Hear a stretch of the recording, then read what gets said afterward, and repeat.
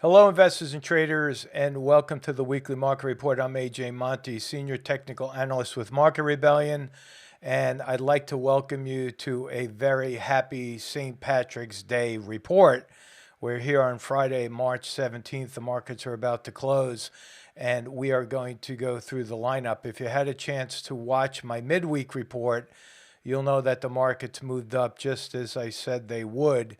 And now it looks like things are changing. The technical signals are looking much more bearish. And as we take a look at the diamonds right here, you'll see that we have a bearish harami right there. See that? That bearish harami, as I zoom in, is the second most bearish candle that you're going to find. And it's more or less equal to a bearish engulfing. So for next week, I do believe that we are going to see lower prices on the Dow with all the information that's coming out with banking and leverage, and the Fed is going to speak next week, and what's happening is more or less shaking up investors, and we know that because, as I'll show you in some of the charts, investors are moving into short-term bonds. So for next week, I think we're going to go right back down and test the lows and maybe a little bit beyond this low from back here, which was on Wednesday. I think that we're going to take out that low. Now, understand that when you take out your trading checklist, normally I go with extreme buy and sell signals to make a move. So in other words, if we see all buy or all sell, we'll go in that direction. And again, as the markets are getting ready to close, I see the bearish harami, but it is on lower volume. Right, so that bearish harami is a sell signal. The lower volume on the way up, see we have higher lows here, is bearish. However, the stochastic is starting to head down. It's not going up. Normally, I like to see the stochastic overbought. There we go. Markets are closed. I usually like to see the stochastic overbought and hinging down, but the CCI is also hinging down. So we have more sell signals than buy signals there. And again, I'm putting my target on this one at 314.90. Again, I don't think we'll see an extreme sell-off on Monday and Tuesday, but as we get closer and closer to Fed Chairman Powell speaking, it's going to be very interesting to see how he's going to move forward with interest rates. So that is DIA. Now, IWM, you can see here again, another red candle, but this one is on higher volume because we have a lower body here than the previous day on Thursday. And you'll know my forecast from last week was we go down a little bit and then rally back up. We didn't hit the upside target, but we absolutely pulled that pivot point off perfectly. And now we're going lower on IWM as well. So let me draw my little zip line there. I think that right out of the gate, Monday and Tuesday, we could go a little bit lower to 168.77. And that's my target for IWM. If we look at the Qs had a very interesting week. Remember, I said we would go up and down the previous week. I said we would go lower. Last week we did go lower, but we didn't hit that target all the way down there at 283.67. But stand by. I'm going to draw my zip line right here. I think we're going to pull right back to that moving average. Now, again, if we take out that trading checklist, you'll see the promo for that at the end of this video. You're basically stacking the buy signals versus the sell signals.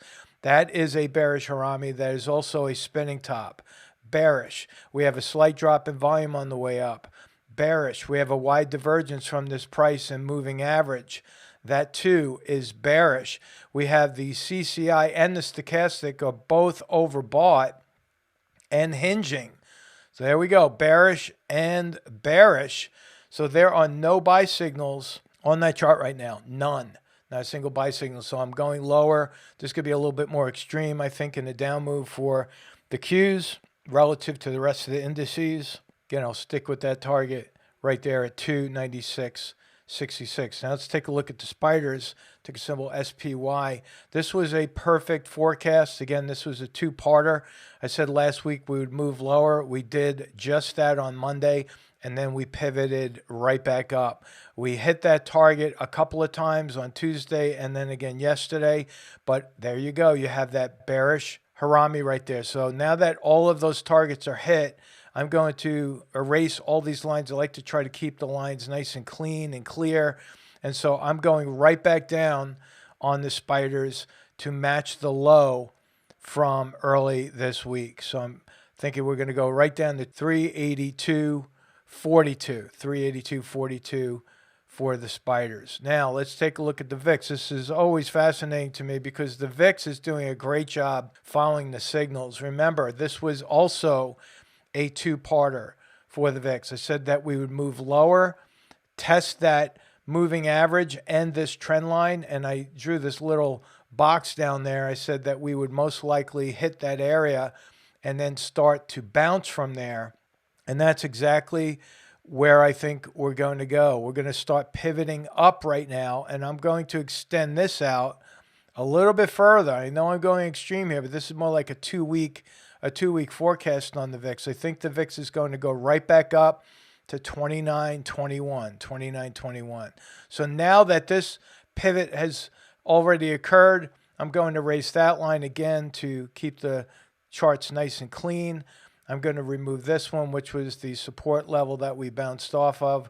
And again, we're going to erase that because that was a forecast and stick with this one. All right, so these are all the new forecasts that we have right now, just like that. So 29.21 on the VIX.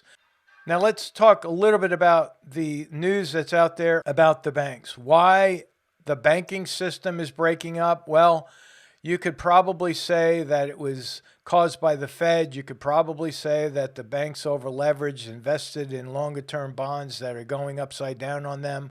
You could say all those things, but the bottom line is the banking system is breaking, period. This, I believe, is a systemic problem that is brought about by many different things. And what happened here is that we had a really big drop in the two-year yields. And that hasn't happened since 1987. And what's happening, let me explain this to those who aren't really familiar with the bond market. The yields are dropping on the two-year because investors are getting a little skittish. They're moving their money out of the stock market and into the shorter-term bond market, the two-year bonds. And that's inversely related. The price of bonds are inversely related to interest rates, so that's the yield. And so as bonds go higher, the yield is dropping. We had about a 50% drop in the inversion of the 2 to 10-year bond. We had an inversion that was up there around 108 basis points, and that's dropped in half. So again, that's all because the two-year bond is getting bid up and the interest rates are starting to drop and come more in line with the longer term interest rates. It's not quite there yet. It's still inverted, but we are still headed towards a full-fledged recession. Now, again, looking at inflation, and this is putting the Fed in a very tough spot because Powell might say, hey, we're not going to get as aggressive with the rates. We're only going to go 25 basis points. I think the market will get spooked by that.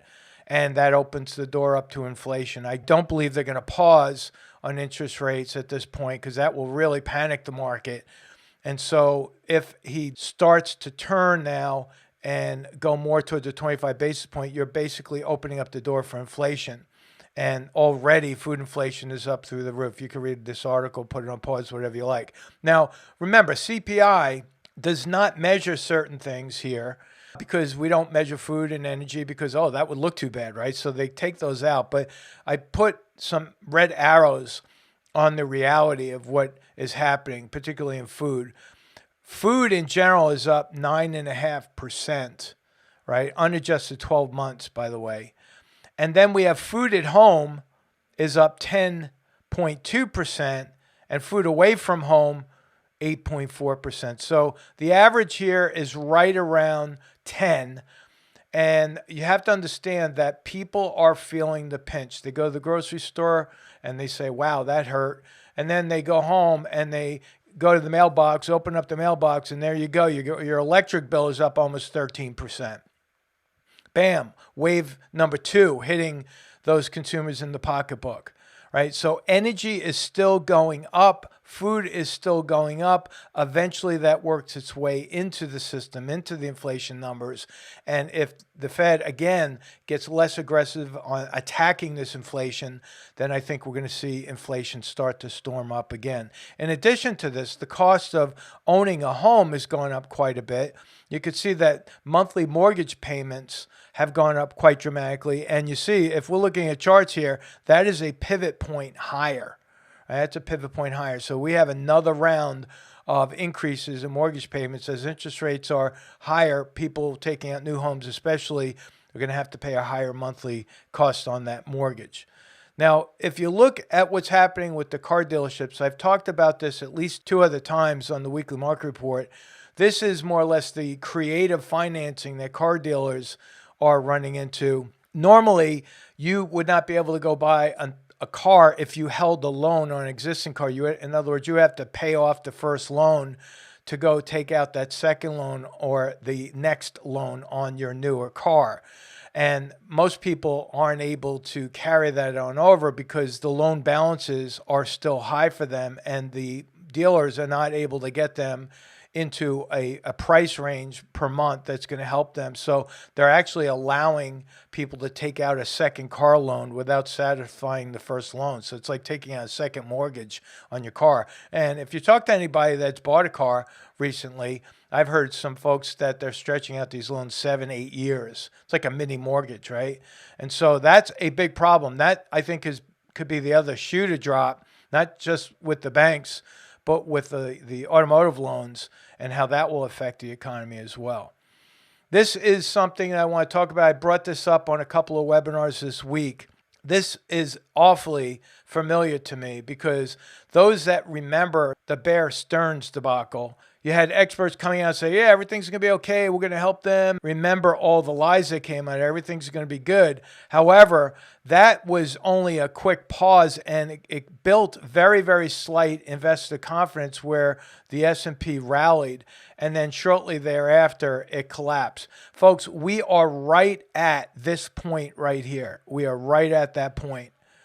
And if you look at an IWM chart or any chart, you can see that we've moved back up to a former support level back here, like we see role reversal, and we're starting to pivot lower. So if I am correct, and next week we do go lower, that is an official pivot point that will most likely take out the most lows. Now, again, these are charts from 2008, and it's looking almost exactly like this. So again, keep your eyes on the charts. Keep your eyes on the Market Rebellion page because the weekly market report comes out on Friday. The midweek report comes out right after the close on Wednesdays, and I do that on Market Rebellion. And I really want to thank you all for liking this video, sharing it, subscribing to it, and commenting on it because I've been pretty busy, as you well know, for those that are submitting comments and questions on that page. And I thank you for that because it helps drive the algorithm to get more eyes on our page. And it's one of the free services that we provide for people, and hoping that you're finding value in this. Again, stay tuned to Market Rebellion and make sure you watch the video that comes out as soon as I hit the end button and say so long and wish you another wish of happy St. Patrick's Day. Make sure you watch that 1 minute afterwards so you know how to get in touch or get your hands on the 7-point trading checklist. So with that, you have a good weekend, and we'll talk to you next time. So long. There's no more damaging formula than to mix emotions with money. Listen, we're made up of emotions. We have fear, we have stress. The trading checklist helps take that all away. And now, wow, take a deep breath, relax, and enjoy the ride. You might be completely foreign to technical analysis. You may not even know what a bullish engulfing candle is or a shooting star. That does not matter. The great thing about what I'm showing you right now is I'm taking 40 years of experience here and I'm breaking it down to 7 points that you can follow through a trading checklist. Look at any stock, any ticker symbol using the 7-point checklist that I have and determine who is in control of that price action. I'm AJ Monte, and this is my 7-point trading checklist.